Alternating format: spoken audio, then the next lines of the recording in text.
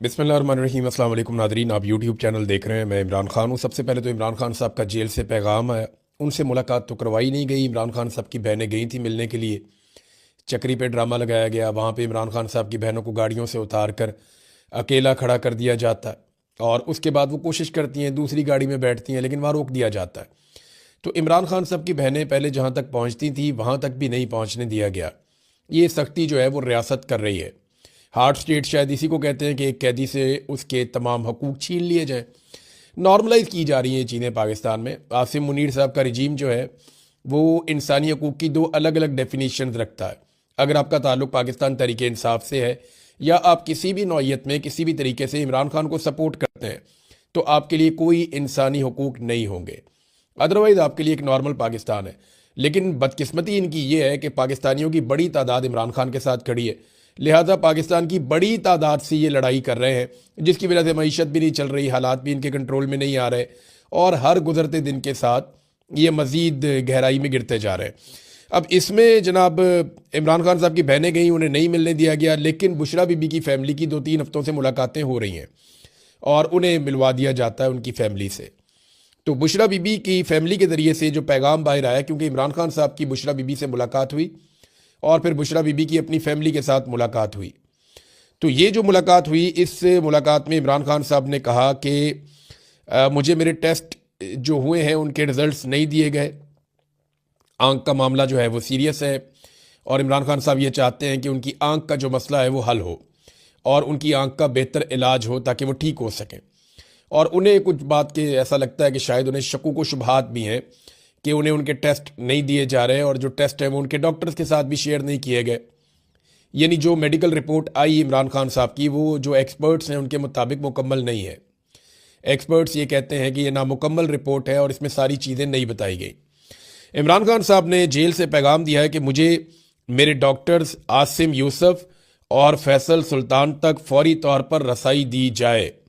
ये इमरान खान साहब का एक मुतालबा है जो बुशरा बीबी की फ़ैमिली के ज़रिए से बाहर आया। तो ये इंपॉर्टेंट है, लेकिन इमरान खान साहब को उनकी फ़ैमिली से मिलवाना या उनके ज़ाती मुआलिजीन से मिलवाना ये इस वक्त हुकूमत की प्रायोरिटी नहीं है। हुकूमत ये चाहती है कि मैक्सिमम चीज़ों को छुपाया जाए। देखिए, अगर तो इमरान खान साहब के स्टेटमेंट का ही मामला है ना, तो फिर मुलाकात करवा देनी चाहिए थी कम से कम इमरान खान साहब के डॉक्टर से, क्योंकि जो डॉक्टर्स वाला मामला है वो बिल्कुल डिफरेंट है। वहाँ पे एक चीज़ तो बड़ी क्लियर है कि इमरान खान साहब के जो डॉक्टर्स हैं वो कभी भी कोई पॉलिटिकल बात आकर बाहर करते नहीं हैं। यानी मोहसिन नकवी साहब ने एक प्रेस कॉन्फ्रेंस की और ये प्रेस कॉन्फ्रेंस का रीज़न मैं आपको बता देता हूँ। तो दबाव तो इन पे है, पाकिस्तान के अंदर से नहीं है। ये मैं आपको बता दूँ, जो रस्ते पाकिस्तान तहरीक इंसाफ ने रोका उससे हुकूमत पे कोई दबाव नहीं है, उससे खैबर पख्तूनख्वा की हुकूमत के ऊपर दबाव है। चंद हज़ार लोग बैठे हुए हैं, तो ये चंद हज़ार लोग कोई इनकलाब तो नहीं ले आएंगे पाकिस्तान में। हाँ, जो रस्ते ये बंद करेंगे उसके बाद इन्हीं पर दबाव आएगा। ये मैं आपको फिर बता रहा हूँ कि या तो पूरा पाकिस्तान निकल आता ना, पंजाब के रस्ते अगर बंद कर पाए पाकिस्तान तहरीक इंसाफ तो फिर दबाव हुकूमत के ऊपर आएगा।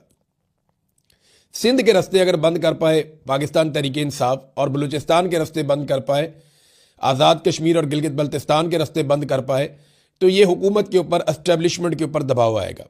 खैबर पख्तूनख्वा के रस्ते अगर ये बंद करेंगे तो फिर उससे फ़र्क कोई नहीं पड़ेगा ना। देखें, वहाँ पे तो फ्री हैंड है, आप 10 लोग भी जाके रास्ता बंद कर सकते हैं, पुलिस आपको डंडा नहीं मार सकती। जाकर आप बैठ जाएं सड़क के ऊपर।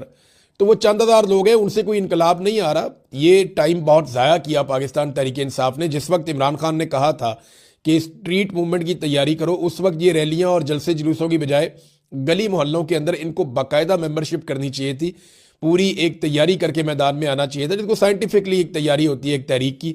वो तैयारी नहीं कर पाई पाकिस्तान तहरीक इंसाफ। अब वो उनकी शायद सोच कुछ और है, वो ये सोचते हैं कि कोई मिरेकल हो जाएगा और पूरे पाकिस्तानी खुद ही निकल आएंगे। एक दिन निकलेंगे तो सही पाकिस्तानी इस निज़ाम के ख़िलाफ़, आज नहीं निकलेंगे, कल नहीं निकलेंगे, परसों निकलेंगे, एक दिन निकलेंगे ज़रूर, लेकिन कब निकलेंगे इसके लिए आपको कोशिश करनी पड़ेगी। वो कोशिश अभी दिखाई नहीं दे रही। ये जो रस्ते बंद हैं, अब कोई समझ नहीं आ रही कि रस्ते खोलने हैं या बंद रखने हैं। ना किसी का कोई मौक़िफ़ सामने आ रहा है कि ये कब तक बंद रखने हैं। जिन लोगों ने रस्ते बंद किए हुए हैं वो तो बड़ी जुर्रत का मुजाहरा कर रहे हैं। ये खुर्रम ज़ीशान साहब हैं, उनके अलावा एक जो है वो शाहिद खटक भी गए हुए हैं, बाकी लोग भी गए हुए हैं। अब हालांकि रस्ते पहले बंद हो गए थे, रस्ते खालिद खुर्शीद ने और बंद किए थे यूथ विंग के ज़रिए से, खुर्रम ज़ीशान ने बंद किया, खुशालगढ़ वाला रास्ता, एक और रास्ता भी। اور اسی طرح جو ہے وہ احمد خان نیازی ہیں، عمران خان صاحب کے عزیز، جو ان کی سیکیورٹی میں بھی آپ کو آگے آگے دکھائی دیتے تھے، وہ احمد نیازی صاحب جو ہیں انہوں نے بھی رستہ سوابی میں وہ بیٹھے ہوئے ہیں۔ اب وہ لوگ یہ کہتے ہیں جناب ہمیں یہاں پہ بڑی تعداد میں لوگ چاہیے، عمران خان کو رہا کروائیں گے۔ وہ تعداد ویسے بڑھ نہیں رہی، اور نہ کوئی ان دھرنوں کو اون کر رہا ہے نہ ڈس اون کر رہا ہے۔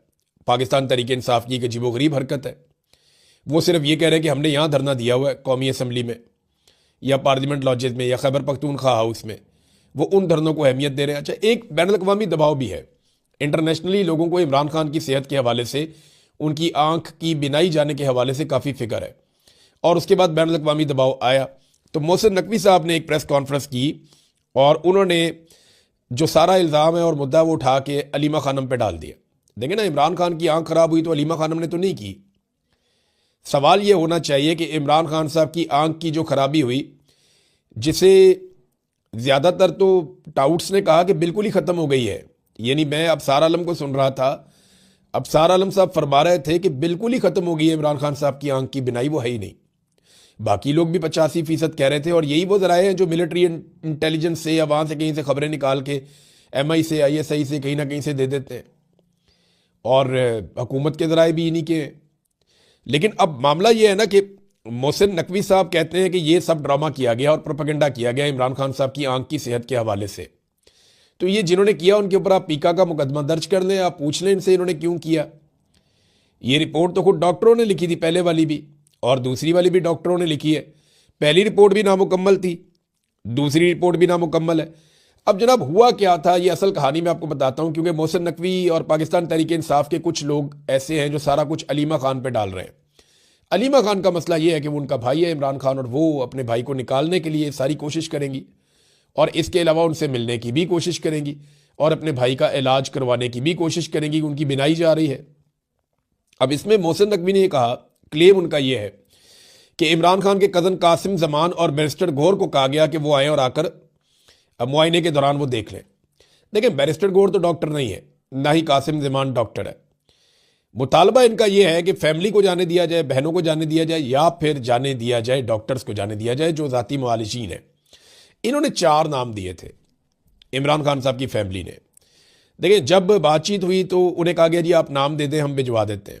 تو انہوں نے ایک نام دیا تھا ڈاکٹر عظما کا، ڈاکٹر نوشیروان کا، یہ دونوں فیملی کے لوگ ہیں، اور 2 نام دیے تھے انہوں نے ڈاکٹر عاصم یوسف کا اور ڈاکٹر فیصل سلطان کا۔ اب فیملی یہ چاہتی تھی کہ یہ 4 لوگ جائیں اور جا کر اس علاج کے اندر دیکھیں، فیملی کی طرف سے یہ 2 لوگ ہو جائیں اور ڈاکٹر کی طرف سے وہ ہو جائیں۔ لیکن حکومت نے کیا کیا کہ انہوں نے 2 ایسے نام دے دیے جو دونوں ڈاکٹرز نہیں ہیں۔ ایک تو فیملی نہیں ہے، بیرسٹر گور وہ پارٹی کے بندے ہیں، اور ان کا تو خالصتاً پولیٹیکل معاملہ ہے، وہ خان صاحب کی صحت سے تو ان کا معاملہ نہیں ہے، تو وہ ان کا نام دے دیا بیرسٹر گور کا، اور دوسرا نام دے دیا قاسم زمان کا جو خود بھی ڈاکٹر نہیں ہے۔ اب یہ دونوں لوگ جا کر وہاں پہ کیسے پتہ کرتے کہ عمران خان صاحب کی آنکھ کی صحت کیسی ہے؟ کوئی سوال جواب یہ کر نہیں سکتے تھے۔ تو پھر فیملی نے کہا نہیں جی، جو 4 بندے ہم نے کہا ہے ان کو آپ لے جائیں، لیکن اس کے بعد پھر عمران خان صاحب کا چیک اپ کر کے تو ایک رپورٹ جاری کر دی گئی ہے۔ اب یہ گونگلوں سے مٹی جھاڑنا چاہ رہے تھے۔ محسن نقوی صاحب نے سارا ملبہ جو ہے وہ کہتے جی پوری پارٹی مطمئن ہے، سب ٹھیک ہے، لیکن علیمہ خانم جو ہے وہ ہر چیز کو ویٹو کر دیتی ہیں۔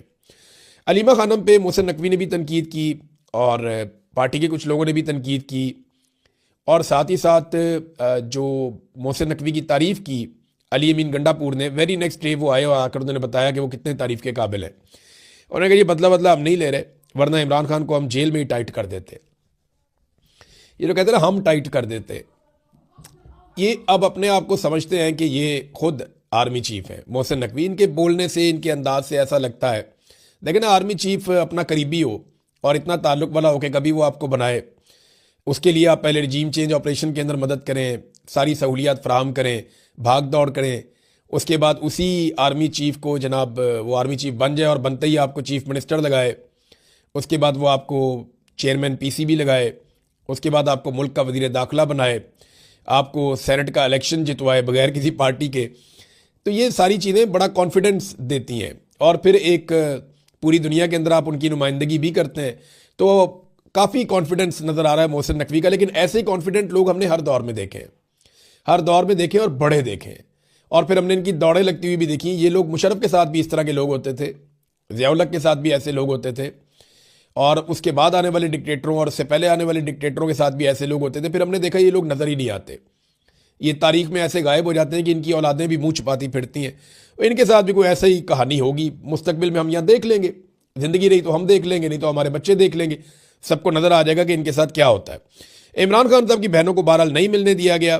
عمران خان صاحب بدستور اور بار بار یہی کہہ رہے ہیں کہ میرے ذاتی معالجین سے ملاقات کرواؤ, بات کرواؤ. انٹرنیشنل پریشر کو اب مینج کرنا پڑے گا حکومت کو, اور یہ مینج کرنے کے لیے انہیں ایک پریس کانفرنس تو ان کی آ گئی ہے. آنے والے دنوں میں اور چیزیں بھی آپ دیکھیں گے.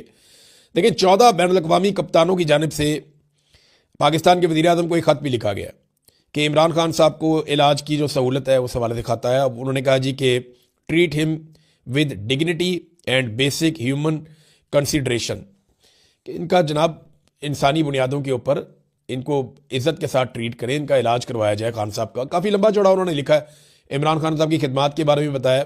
اب اس میں یہ کون کون لوگ ہیں, اس میں ایلن بارڈر ہیں, اس کے اندر مائیکل اتھرٹن ہیں, اس کے اندر گریگ چیپل ہیں, این چیپل ہیں, اور بلنڈا کلارک ہیں, سنیل گواسکر ہیں, ڈیوڈ گروور ہیں, اور اس کے بعد ناصر حسین ہیں, پھر سر کلائیو لائڈ ہیں, پھر کپل دیو ہیں, اس کے اندر اسٹیو وا ہیں, جان رائٹ ہیں, اور بھی کرکٹر ہیں. یہ لوگ اب پوری دنیا سے آوازیں اٹھ رہی ہیں عمران خان صاحب کے حق میں. پاکستان کے علاوہ پاکستان میں بھی بہت سارے کپتان رہے ہیں کرکٹ کے, انہیں بھی ایک لیٹر وزیر اعظم کو لکھنا چاہیے تھا. لیکن بین الاقوامی سطح پہ یہ بات اٹھ رہی ہے. عمران خان کوئی چھوٹی شخصیت تو نہیں ہے, لیجنڈ ہے, اور وہ کرکٹ کا ایک بہت بڑا لیجنڈ ہے. پوری دنیا انہیں جانتی ہے, اور پاکستان کو بہت سارے لوگ عمران خان کی وجہ سے جانتے ہیں. میں نے 2-3 وجوہات ہیں جن کی وجہ سے دیکھا کہ پاکستانیوں کو دنیا جانتی ہے. نمبر 1 وجہ تو یہ ہے کہ پاکستان ایک ایٹمی قوت ہے, دنیا پاکستان کو پہچانا کہ وہ ایٹمی ملک ہے. ایک بڑی وجہ جو ہے وہ عمران خان ہے. لوگ عمران خان کی وجہ سے پاکستان کو بہت ساری جگہوں پہ جانتے ہیں. آپ لفظ بولیں عاصم منیر, دنیا میں کہیں کوئی نہیں جانتا. نواز شریف بولیں, دنیا میں کہیں کوئی نہیں جانتا. زرداری اگر کوئی جانتا بھی ہوگا تو وہ یہ کہے گا کہ بھئی وہ تو کرپٹ آدمی ہے. یہی پہچان ہے. اب اس وقت زرداری صاحب اور مریم نواز صاحبہ کو لانچ کیا گیا. وہ کافی بڑھ کے چھڑکے مار رہے ہیں. مریم نواز نے وہاں پہ گجرات یونیورسٹی کے اندر, یہ رپورٹ بھی ہو گیا میڈیا میں, وہاں پہ عمران خان صاحب کو خراب کرنے کے لیے یا ان کے خلاف پروپیگنڈا کرنے کے لیے ایک ویڈیو لگوائی. لیکن ہوا یہ کہ جیسے ہی وہ ویڈیو نمودار ہوئی سامنے بڑی والی اسکرین کے اوپر, تو بچے پرجوش ہو گئے. انہوں نے وہاں تالیاں اور نعرے لگانا شروع کر دیے اونچی اونچی. تو فوری طور پہ جو جیسے بچے آواز نکالتے ہیں خوشی سے اپنے گلے سے, تو انہوں نے انتظامیہ نے فوراً وہ عمران خان صاحب کی تصویر وہ ہٹا دی اسکرین کے اوپر سے. تو یہ بچوں کا تعلق ہے عمران خان صاحب کے ساتھ. وہ بیٹھ کے آپ کو سن لیتے ہیں مجبوراً, ورنہ ان کو کالج سے یونیورسٹی سے نکالا جا سکتا ہے. وہ بیچارے مجبور ہیں, وہ جانتے ہیں نظام کے جکڑے ہوئے ہیں, پولیس بھی مارتی ہے, کالج یونیورسٹی کی انتظامیہ بھی سختی کرتی ہے, تو بیچارے وہاں بیٹھ تو جاتے ہیں, لیکن وہ اچھی طرح جانتے ہیں کہ ان کا دل کس کے ساتھ دھڑکتا ہے. اس وقت تو وہ ان کی شکلیں بھی نہیں دیکھنا چاہتے, زبردستی بٹھا کر دکھایا جاتا ہے. یعنی اگر پرسنٹیج آپ نکال لیں تو میرے خیال میں 70-80% بچے عمران خان صاحب کے ساتھ کھڑے ہیں موجودہ دور میں. یہ جو آپ کی جین زی ہے یا آپ کی جین الفا ہے, یہ سارے عمران خان کے ساتھ کھڑے ہیں, اور اس میں کوئی دو رائے نہیں ہے, یہ سب جانتے ہیں. اب ناظرین, زرداری صاحب کی ذرا بات آپ دیکھ لیں کہ زرداری صاحب بہت اچھل کے کہہ رہے ہیں جی میں بہت بہادر تھا, میں بہت دلیر تھا, میں نے بڑی لمبی جیل کاٹی. ایک تو زرداری صاحب میں کمال کے فنکار ہیں. عمران خان صاحب کی 3.5 سال کی حکومت کو بار بار 4 سال کہتے ہیں, اور عمران خان صاحب کی 2.5 سال کی قید کو بار بار 1.5 سال کہتے ہیں, اور اپنی قید 14 سال بتاتے ہیں. میں ذرا آپ کو بتاتا ہوں کہ زرداری صاحب جو ہیں یہ انہوں نے 14 سال کیسے کاٹے ہیں. زرداری صاحب جناب اکتوبر 1990 میں گرفتار ہوئے جب ان کی پہلی حکومت کا خاتمہ ہوا, اور 2 سال کے بعد ان کو رہا کر دیا گیا. ان کے اوپر مقدمہ تھا اغوا کرنے کا اور بھتہ وصول کرنے کا, اور ان کے اوپر جناب بینک فراڈ کیس بھی بنا ہوا تھا. یہ ہے زرداری صاحب کی حقیقت. پھر 1998 میں نیو یارک ٹائم کے اندر ایک انکشاف آتا ہے. 97 کے اینڈ میں یہ گرفتار ہوتے ہیں, اور 98 میں نیو یارک ٹائم میں ایک انکشاف سے بھرپور ایک کہانی چھپتی ہے جس میں بتایا جاتا ہے کہ بین الاقوامی گھپلوں میں کس طرح آصف علی زرداری اور ان کی حکومت انوالو ہے. بینظیر بھٹو کا بھی نام آتا ہے, اور ساری تفصیلات زرداری کے بارے میں 1998 میں نیو یارک ٹائمز نے لکھی تھیں, اور آج تک انہوں نے نیو یارک ٹائم کے اوپر کسی قسم کا کوئی دعویٰ نہیں کیا. تو بین الاقوامی سودوں میں اربوں ڈالرز کی ان کی کرپشن کے ثبوت بھی انہوں نے حقائق کے ساتھ بہت ساری چیزیں انہوں نے سامنے رکھی. 1999 میں امریکی سینٹ میں یہ جو زرداری صاحب کی فائنینشیل ہسٹری ہے اس کو ایک کیس سٹڈی کے طور پر لیا گیا تھا امریکی سینٹ کے اندر. وہ بات کر رہے تھے کہ بینکنگ پروسیجرز کے اندر کہاں کہاں پہ فلاز رہ جاتے ہیں, کمیاں کوتاہیاں کہاں پہ رہ جاتی ہیں. تو اس پہ بات کرتے ہوئے امریکی سینٹ کے اندر زرداری صاحب کا جو کیس ہے اس کو ایک کیس سٹڈی کے طور پہ رکھا گیا. یہ زرداری صاحب کا ایک ترہ امتیاز ہے کہ کرپشن کے معاملات میں امریکی سینٹ میں زرداری صاحب کو پڑھایا جا رہا تھا. 1998 میں سوئٹزرلینڈ کی حکومت نے پاکستانی حکومت کو منی لانڈرنگ کے بہت سارے ثبوت دیے اور آصف علی زرداری صاحب کی نشاندہی کی کہ یہ منی لانڈرنگ کرنے والا بندہ ہے اور اس نے پاکستان کے پیسے پہنچائے ہیں ادھر سوئٹزرلینڈ میں, اور یہ سارے ثبوت ہم آپ کو دے رہے ہیں. اب 97 میں گرفتار ہو چکے تھے, لیکن ٹھیک 1.5 سال کے بعد مئی 1999 میں آصف علی زرداری صاحب اسپتال میں داخل ہو گئے. یعنی 1.5 سال بھی آصف علی زرداری برداشت نہیں کر سکے. 1.5 سال 2 سال پہلے سزا کاٹی زرداری صاحب نے اور وہ چھوٹ گئے کرپشن کے اندر جب وہ جوان تھے. لیکن جوانی میں بھی میں نے آپ کو دکھایا نا کیسے وہ لاٹھی ٹیک ٹیک کے چلتے تھے, کیسے ان کی گردن, کیسے ان کا جسم جھکا ہوا عجیب و غریب حالت ان کی ہو گئی تھی, اور میڈیکل بنیادوں پہ تب بھی اسپتالوں کے اندر ہی رہے. اور اب جناب 1999 میں مئی میں نواز شریف کی حکومت تھی اور زرداری صاحب اسپتال میں داخل ہو گئے اور بہترین سہولیات انہوں نے انجوائے کی. 2003 میں سوئٹزرلینڈ میں بھی آصف علی زرداری اور بے نظیر بھٹو کو 6 مہینے کی سزا ہو گئی اور $50,000 کا انہیں جرمانہ بھی ہو گیا, اور انہیں کہا گیا کہ پاکستانی حکومت کو $11 ملین واپس کیے جائیں. یہ کسٹم فراڈ کیس تھا جو انہوں نے کیا تھا. فرانس میں, پولینڈ میں, سوئٹزرلینڈ میں, یہاں پہ ان کے خلاف جناب کیسز چلتے رہے ہیں, ان کے خلاف قانونی کارروائیاں ہوتی رہی ہیں. زرداری صاحب نے زیادہ تر اپنا وقت جو ہے وہ اسپتال کے اندر گزارا, شاندار طریقے سے گزارا, اور 2004 میں زرداری صاحب یعنی اپنی گرفتاری کے 7 سال کے بعد زرداری صاحب دبئی روانہ ہو گئے. تو 7 سال کی ایک گرفتاری ہے ان کی. یہ کہتے نہیں میں 14 سال, کبھی کہتے نہیں میں عمر قید, کبھی کہتے نہیں میں 20 سال. کون سے 20 سال کاٹے ہیں؟ 1.5-2 سال پہلے کاٹے ہیں اور 7 سال یہ کاٹے ہیں. اور جب یہ 7 سال کاٹ رہے تھے تو زیادہ ٹائم انہوں نے اسپتالوں کے اندر گزارا ہے. اور پھر یہ 2004 میں دبئی روانہ ہو گئے. پھر یہ 2005 میں واپس آتے ہیں اپریل میں, اور مئی میں واپس چلے جاتے ہیں. اور یہ جو 1 مہینہ انہوں نے پاکستان میں گزارا, اس میں انہوں نے پرویز مشرف سے ایک ڈیل کرنے کی کوشش کی, لیکن اس کے اندر یہ کامیاب اس وقت نہیں ہو سکے تھے. یہ ہے جناب زرداری صاحب ٹوٹل. اور اس کے بعد جب دوبارہ یہ پچھلے دور میں پکڑے گئے, یہ جو اومنی بینک سکینڈل اور یہ وہ سارا جو 2 نمبری ہوئی تھی, جعلی اکاؤنٹوں کا سارا کھیل انہوں نے کھیلا تھا, جب یہ دوبارہ پکڑے گئے تو اس میں بھی یہ پیمز اسپتال کے سویٹ کے اندر بہترین انداز میں رہ رہے تھے, بڑی خوشی خوشی رہ رہے تھے. شہباز شریف کو بھی ساری سہولیات تھیں, نواز شریف کو بھی ساری سہولیات تھیں.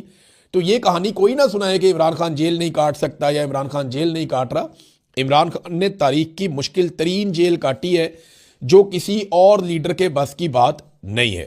ناظرین 2 چھوٹی چھوٹی چیزیں میں آپ کو بتاتا ہوں. ایک تو کیس لگ گیا سوراب برکت صاحب کا. ہم سپریم کورٹ آف پاکستان سے یہ امید کرتے ہیں کہ وہ اب ہمیں انصاف دے دے گی.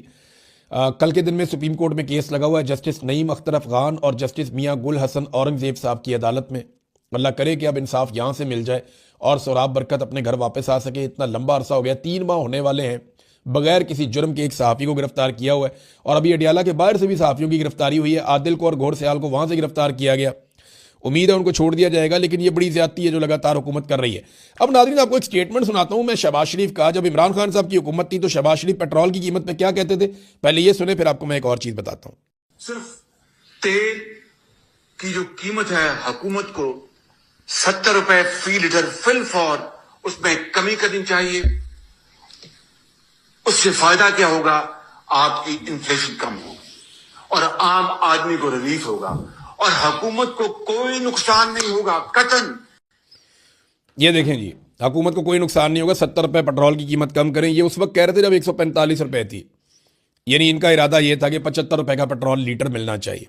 آج میں آپ کو ایک حقیقت بتاتا ہوں, یہ انہی نوسر باز صاحب کی حکومت ہے اس وقت پاکستان میں, اور اس وقت عالمی منڈی میں پیٹرول کی قیمت زیادہ تھی. عمران خان کے دور میں عالمی منڈی میں پیٹرول کی قیمت 120 روپے بیرل کے آس پاس پھرتی تھی. آج اس سے آدھی قیمت ہے. اس دور میں عمران خان صاحب پیٹرول 145 کا بیچ رہے تھے. یہ پیٹرول کتنا مہنگا بیچ رہے ہیں میں بتاؤں آپ کو. آج صرف پیٹرول کے اوپر جو ٹیکس ہے, باقی چیزیں تو آپ ہٹا دیں ساری, صرف جو ٹیکس یہ لے رہے ہیں نا وہ لیوی شیوی, وہ 100 روپے ہے. اندازہ کریں آپ کیسے یہ قوم کو چونا لگاتے ہیں. کہہ کر کیا آئے تھے اور کیا انہوں نے کیا ہے, کپڑے بیچ دوں گا, لوگوں کو آٹا دوں گا. بھوکا مار دیا, آدھا پاکستان غربت کی لکیر سے نیچے چلا گیا. یہ پاکستان نہیں ٹھیک ہونا, جب تک کہ پاکستان میں عوام کے مینڈیٹ کا احترام نہیں کیا جائے گا۔ یہ نہیں ٹھیک ہو سکتا جو مرضی کر دیں یہ لوگ۔ یہ معیشت کو ٹھیک کرنے کے لیے آپ کو سیاسی استحکام چاہیے، اور وہ تب تک نہیں آئے گا جب تک آپ عوام کی رائے کا احترام نہیں کریں گے۔ اب تک کے لیے اتنا ہی، اپنا خیال رکھیے گا، اپنے چینل کا بھی۔ اللہ حافظ۔